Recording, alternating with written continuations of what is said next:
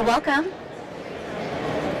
First off, I want to tell you that this is a 70-inch ViewSonic screen, and it is a touchpad, so they tell me that it has a 10-point access, meaning you can have multiple kids on the screen at one time. So I thought that was kind of cool, that I'd pull that back out. Another product that I really like as an educator, but I'm not going to demo, but if you're interested, is called Solstice. Solstice puts all of the kids' screens on the screen or projector or whatnot, and then you can enlarge them. So I think back to my own classroom when it was a couple minutes to hook up each computer when the kids presented, or even if you AirPlay something, it still takes a little bit of time. This one, the Solstice lets you expand the screen, collapse the screen, annotate on it. So I thought that was great. I said, I'm going to talk about that. That's something that educators would use. So anyway, welcome. This is Student-Centered Learning Environments, 5 Quick Wins. So today we're talking about 5 quick wins in a student-centered classroom. And the first is eliminate the front.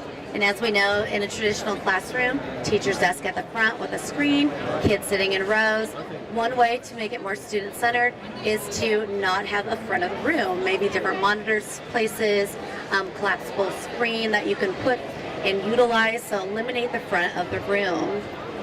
The second area for a quick win for a student-centered work environment is to designate specific spots in the classroom.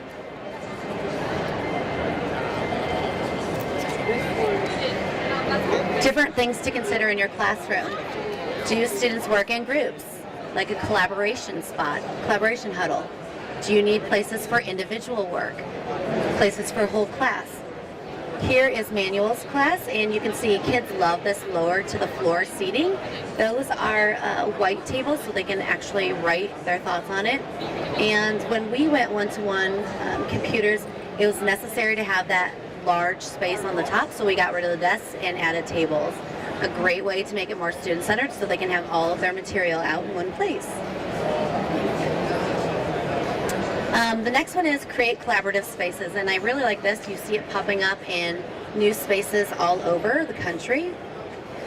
Is these student-centered workstations or student collaboration stations, so they have different monitors, usually with flexible seating, but those monitors can be controlled by one panel or individual panels, so kids can use it in their collaboration groups and allow them to use the monitor to project their own screen. Seeing that more and more, especially in Iowa. Number 4 is mix it up.